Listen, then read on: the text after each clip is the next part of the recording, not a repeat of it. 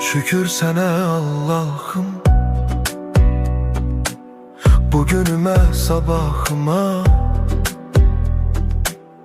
Ürəyimdə bir ümid var, sən baxırsan halımıza. Şükür sənə Allah'ım, yolumu düz saxla hər an. Qəlbim yorulsa da bəzən sən verirsən mənə güman. Bir addım atıram, yenə sınaq çıxır. Dünya bəzən gülür, bəzən də yandırır.